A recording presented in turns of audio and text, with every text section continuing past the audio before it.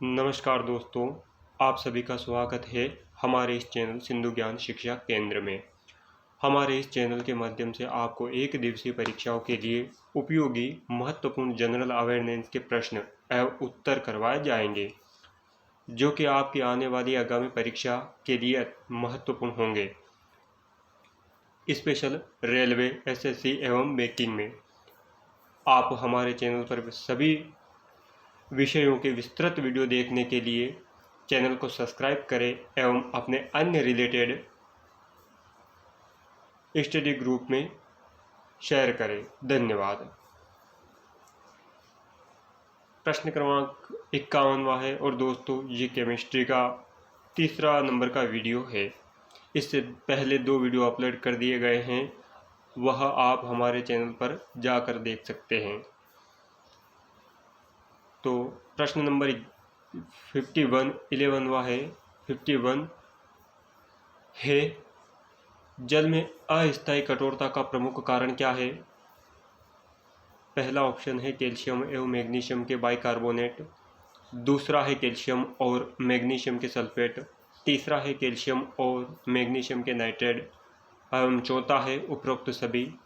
तो जो इसका सही उत्तर होगा वह है ऑप्शन नंबर पहला, कैल्शियम एवं मैग्नीशियम के बाइकार्बोनेट। प्रश्न क्रमांक 52वां है, जल की कठोरता कैसे दूर की जाती है? पहला है जल में ब्लीचिंग पाउडर डालकर, दूसरा है जल में क्लोरीन डालकर, तीसरा है जल में सोडियम कार्बोनेट डालकर, चौथा है जल में डीडीटी डालकर। तो इसका जो सही उत्तर होगा वह है ऑप्शन नंबर तीसरा, जल में सोडियम कार्बोनेट डालकर। प्रश्न नंबर 53वां है, जल की स्थायी कठोरता का प्रमुख कारण क्या है?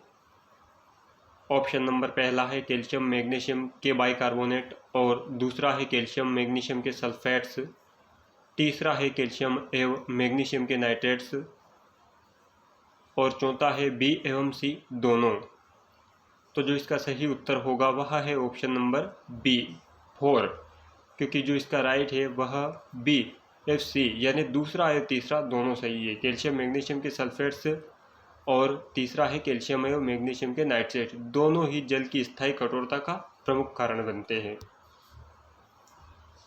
प्रश्न क्रमांक 54वां है, साधारण कांच निम्न में से किसका मिश्रण होता है? पहला है सिलिका, दूसरा है सोडियम सिलिकेट, तीसरा है कैल्शियम सिलिकेट, चौथा है उपरोक्त सभी। तो जो इसका सही उत्तर होगा वह है ऑप्शन नंबर तीसरा, कैल्शियम सिलिकेट का। प्रश्न क्रमांक 55वां है, वायुयान की ट्यूब में कौन सी गैस भरी रहती है? ऑप्शन पहला है हीलियम, दूसरा है आर्गन, तीसरा है रेडॉन, चौथा है नियोन। तो वायुयान की ट्यूब में जो गैस भरी हुई रहती है दोस्तों वह होती है नियोन। ऑप्शन नंबर 4 इसका राइट होगा।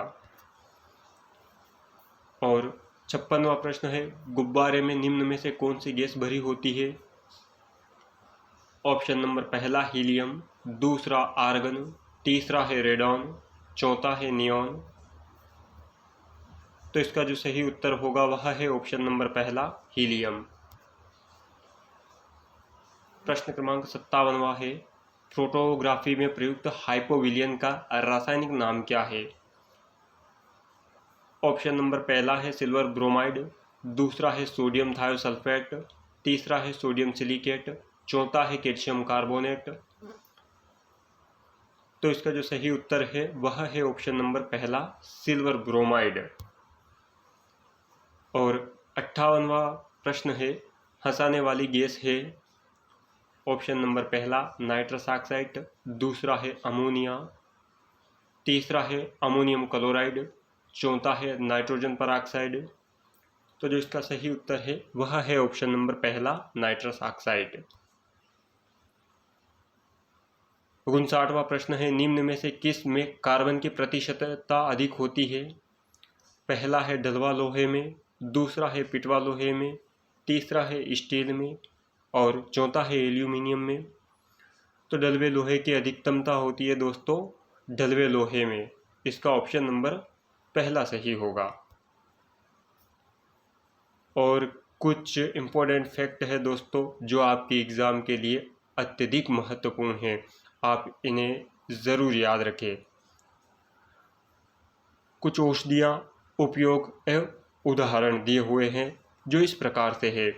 दर्द निवारक या एनाल्जेसिक और इसका उपयोग किया जाता है दर्द को कम करने के लिए।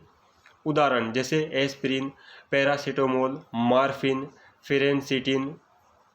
और दूसरी औषधि में आता है जबरनाशी या एंटीपायरेटिक्स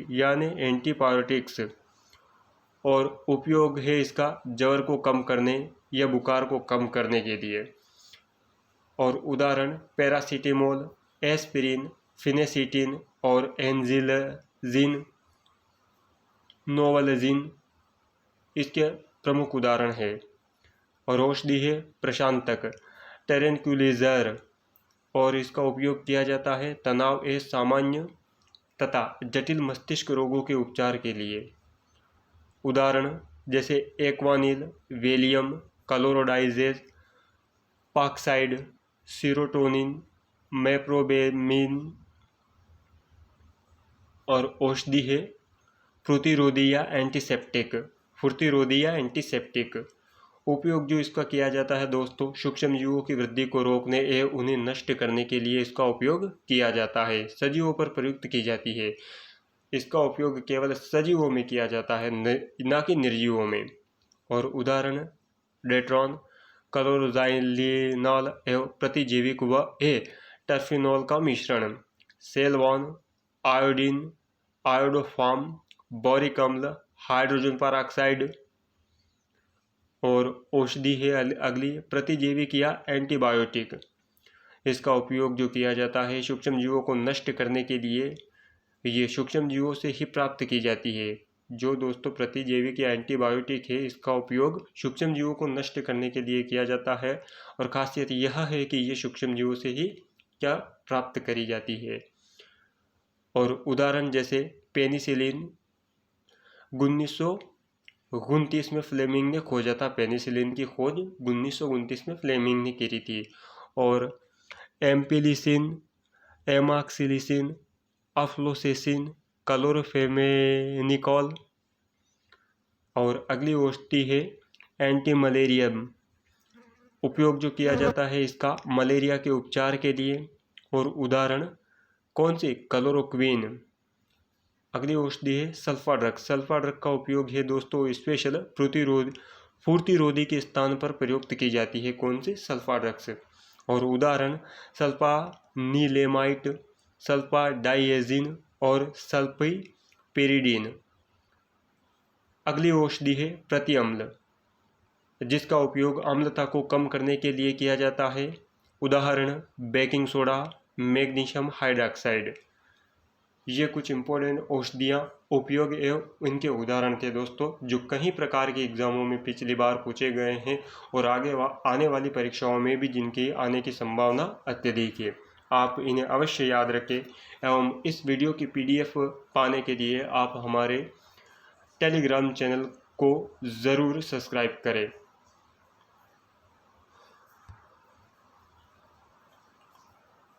प्रश्न क्रमांक 60वां है एलुजेल की गोलियां तन्यता को कम करने के लिए दी जाती है, जिसमें क्या होता है मुख्य रूप से सोडियम कार्बोनेट, दूसरा है सोडियम हाइड्रोक्साइड, तीसरा है अमोनिया, चौथा है एल्यूमिनियम हाइड्रोक्साइड। तो जो इसका सही उत्तर होगा वह है ऑप्शन नंबर 4, एल्यूमिनियम हाइड्रोक्साइड। कुछ इंपॉर्टेंट फैक्ट दोस्तों जो इस प्रकार से है, कास्ट कोयला बनाने के लिए लकड़ी को वायु की अनुपस्थिति में जलाया जाता है और अशुद्ध जल में थोड़ा सा क्लोरीन डालकर क्लोरीकरण कहलाता है। स्टेनलेस स्टील में लोहा, क्रोमियम एवं जल होता है और इसमें प्रोटीन की मात्रा लगभग 18% होती है। क्रोमियम की मात्रा अधिक होने पर स्टेनलेस स्टील की कठोरता बढ़ जाती है। इस बात का उपयोग बर्तन बनाने में, पुल बनाने में, औजार बनाने में, रेलवे पटरियां बनाने में आदि स्थानों पर होता है स्टेनलेस स्टील का उपयोग। और रोशनी वाले बल्ब के भीतर का तापमान लगभग 2700 डिग्री सेल्सियस होता है, लेकिन फिलामेंट जलता नहीं है क्योंकि जलने के लिए आवश्यक ऑक्सीजन बल्ब में मौजूद नहीं होता, क्योंकि बल्ब निर्वावित एवोकेडेट होता है। दोस्तों, बहुत ही महत्वपूर्ण पॉइंट है जो कि आपके आगामी परीक्षाओं में पूछे जाने की संभावना जिसकी अधिक है। याद रखें, स्पेशल रेलवे, ग्रुप डी एवं एनटीपीसी के लिए क्या है, एक बार फिर ध्यान से पढ़े। रोशनी वाले बल्ब के भीतर का तापमान लगभग कितना 2700 डिग्री सेल्सियस होता है, लेकिन फिलामेंट जलता नहीं है। इसका एक महत्वपूर्ण कारण है क्योंकि इसमें ऑक्सीजन होना ज़रूरी है और ऑक्सीजन बल्ब के अंदर मौजूद नहीं होती है, क्योंकि बल्ब का जो कांच होता है वो निर्वावित एवोकेडेट होता है तथा उसमें अशुद्ध नाइट्रोजन या अक्रिय गैस आर्गन भरी होती है। और 61वां प्रश्न है, वृक्षों के समीप या उनके नीचे रात को नहीं सोना चाहिए क्योंकि वृक्ष रात के समय छोड़ते हैं। पहला है कार्बन डाइऑक्साइड, दूसरा है ऑक्सीजन, तीसरा है कार्बन मोनोऑक्साइड, चौथा है सल्फर डाइऑक्साइड। तो जो इसका सही उत्तर होगा वह है ऑप्शन नंबर पहला, कार्बन डाइऑक्साइड। और 62वां प्रश्न है, वैज्ञानिक उपकरणों में पराबैंगनी किरणों यानी अल्ट्रावायलेट रे को गुजारने के लिए सिलिका का शुद्ध क्रिस्टलीय रूप है। ऑप्शन नंबर पहला है सोडा कांच, दूसरा है पायरेक्स कांच, तीसरा है क्रोमियम कांच, चौथा है क्वार्टर कांच। तो दोस्तों, जो इसका सही उत्तर होगा वह है ऑप्शन नंबर फोर्थ, क्वार्टर कांच। और 63 नंबर का प्रश्न है, घरेलू उपयोग में शुद्ध रूप में अथवा मिश्र धातु के रूप में काम में लाए जाने वाली सर्वाधिक सामान्य धातु हैं। पहला ऑप्शन है एल्यूमिनियम, दूसरा है लोहा, तीसरा है तांबा, चौथा है जस्ता। तो जो इसका सही उत्तर होगा वह है ऑप्शन नंबर पहला, एल्यूमिनियम। और 64वां प्रश्न है, प्राथमिक सोने की शुद्धता है। ऑप्शन नंबर पहला है 32 कैरेट, दूसरा है 24 कैरेट, तीसरा है 22 कैरेट, चौथा है 24 क्वार्टर। तो दोस्तों, जो इसका सही उत्तर होगा वह है ऑप्शन नंबर दूसरा, शुद्ध सोना जो होता है वह 24 कैरेट में होता है। और मुख्य रूप से याद रखने के तथ्य है कि जो आभूषण बनाए जाते हैं उसमें 22 कैरेट या 18 कैरेट में सोना अवेलेबल होता है, बाकी अन्य मेटल होते हैं। और 65वां प्रश्न है, पौधों के लिए सबसे अच्छा उर्वरक है। पहला है कंपोस्ट, दूसरा है अमोनियम सल्फेट, तीसरा है सुपरफास्ट सेट ऑफ लाइन और चौथा है यूरिया। तो दोस्तों, जो इसका सही उत्तर होगा वह है ऑप्शन नंबर पहला, कंपोस्ट। 66वां प्रश्न है, पीएच प्रदर्शित करता है। पहला ऑप्शन है विलयन का तापमान, दूसरा है विलयन का वाष्पन दाब, तीसरा है विलियम की अम्लता तथा क्षारकता और चौथा है विलयन की आयनिक शक्ति। तो दोस्तों, जो इसका सही उत्तर है वह है ऑप्शन नंबर तीसरा, क्या विलियम की अम्लता तथा क्षारकता को पीएच प्रदर्शित करता है। और 67वां प्रश्न है, हाइड्रोक्लोरिक अम्ल के जलीय विलयन का पीएच मान लगभग हो सकता है। पहले का पहला, दूसरे का दूसरा, तीसरे का तीसरा, चौथे का चौथा। तो जो इसका सही उत्तर है वह है ऑप्शन नंबर दूसरा। और 68वां प्रश्न है, शैलों तथा खनिजों में सर्वाधिक मात्रा में पाई जाने वाला तत्व है। पहला ऑप्शन है सिलिकॉन, दूसरा है कार्बन, तीसरा है हाइड्रोजन, चौथा है सोना। तो जो इसका सही उत्तर है वह है ऑप्शन नंबर पहला, सिलिकॉन। और 59वां प्रश्न है, हाइड्रोजन से सबसे अधिक यौगिक बनाने वाला तत्व है। तो हाइड्रोजन के साथ सबसे अधिक यौगिक बनाने वाला जो तत्व है दोस्तों, ऑप्शन इसके कुछ इस प्रकार से दिए हुए हैं। पहला है ऑक्सीजन, दूसरा है सिलिकॉन, तीसरा है कार्बन, चौथा है बोरॉन। तो इसका जो सही उत्तर होगा वह है ऑप्शन नंबर तीसरा, कार्बन। और 70वां प्रश्न है, आग बुझाने के लिए काम में लाई जाने वाली गैस हैं। पहला है कार्बन मोनोऑक्साइड, दूसरा है सल्फर डाइऑक्साइड, तीसरा है कार्बन डाइऑक्साइड और चौथा है हाइड्रोजन। तो जो इसका सही उत्तर होगा वह है ऑप्शन नंबर तीसरा, कार्बन डाइऑक्साइड। और कुछ फैक्ट है दोस्तों जो वाकई ही महत्वपूर्ण है।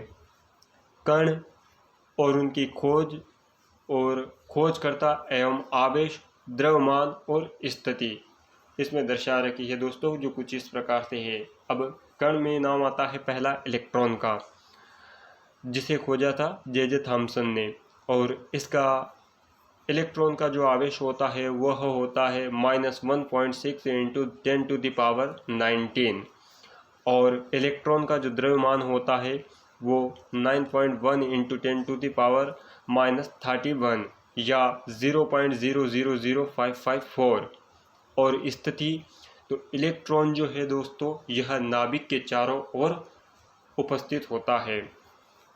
और कण प्रोटॉन, जिसकी खोज करी थी गोल्डस्टीन ने, और प्रोटॉन का जो आवेश होता है वो +1.6 इंटू 10⁻19 और इसका जो प्रोटॉन का द्रव्यमान है वह है 1.65 इंटू 10⁻27 किलोग्राम या 1.00734। और प्रोटॉन की स्थिति नाभिक में होती है। अगला कण है न्यूट्रॉन। न्यूट्रॉन की खोज करी थी चैंडविक ने, और आवेश जो होता है 0। न्यूट्रॉन का आवेश पूछा जाता है दोस्तों, तो इसका जो न्यूट्रॉन का आवेश होता है वह 0 होता है। और न्यूट्रॉन का द्रव्यमान 1.67 इंटू 10⁻27 किलोग्राम या 1.00894। और न्यूट्रॉन की जो स्थिति होती है दोस्तों नाभिक में होती है। सोडियम हाइड्रोक्साइड को कास्टिक सोडा या धावक सोडा भी कहा जाता है। इसका उपयोग साबुन बनाने में, कागज़ के निर्माण में, सूती कपड़ों में चमक पैदा करने के लिए एवं कृत्रिम रेशम के निर्माण में किया जाता है, सोडियम हाइड्रोक्साइड का। और कार्बन मोनोऑक्साइड देश महांश व्यक्ति की हीमोग्लोबिन के साथ मिलकर कार्बोक्सी हीमोग्लोबिन बनाता है, जिससे रक्त में ऑक्सीजन ग्रहण करने की क्षमता समाप्त हो जाती है। और प्रश्न क्रमांक 71 है, कोयले की खोज में कार्बनिक तत्व के सड़ने से बनने वाला मार्स गैस है। पहला है कार्बन डाइऑक्साइड, दूसरा है मीथेन, तीसरा है एथेन, चौथा है कार्बन मोनोऑक्साइड। तो दोस्तों जो इसका सही उत्तर होगा वह है ऑप्शन नंबर दूसरा, मीथेन। और 72वां प्रश्न है, एथिलीन तथा स्टाइलिन के व्यापारिक उपयोगिता उनकी निम्नलिखित क्षमता के कारण है। पहला ऑप्शन है जल अपघटन, दूसरा है ऑक्सीकरण, तीसरा है बहुलीकरण, चौथा है अपचयन। तो इसका जो सही उत्तर होगा वह है ऑप्शन नंबर तीसरा, बहुलीकरण। और प्रश्न क्रमांक 73वां है, एथिलीन के बहुलीकरण से किसका निर्माण होता है। तो दोस्तों पहला ऑप्शन है पॉलीथीन, दूसरा है एंजाइम, तीसरा है पॉलीमर, चौथा है यह सभी। तो इसका जो सही उत्तर होगा वह है ऑप्शन नंबर पहला, पॉलीथीन। ऑप्शन नंबर 74वां है, जल के साथ स्वच्छ विलयन नहीं बनाने वाला यौगिक है। पहला ऑप्शन है बेंजोइक अम्ल, दूसरा है बेकिंग पाउडर, तीसरा है शर्करा, चौथा है कास्टिक सोडा। तो जो इसका सही उत्तर होगा वह है ऑप्शन नंबर पहला, बेंजोइक अम्ल। और प्रश्न क्रमांक 75वां है, किस प्रक्रम के द्वारा सूरा से शुद्ध एल्कोहल प्राप्त किया जाता है। दोस्तों सूरा का मतलब होता है स्पेशल भट्टी, और एल्कोहल प्राप्त किया जाता है। पहला है क्रिस्टल, दूसरा है आसवन, तीसरा है भंजन, चौथा है ऑक्सीकरण। तो जो इसका सही उत्तर होगा वह है ऑप्शन नंबर दूसरा, आसवन।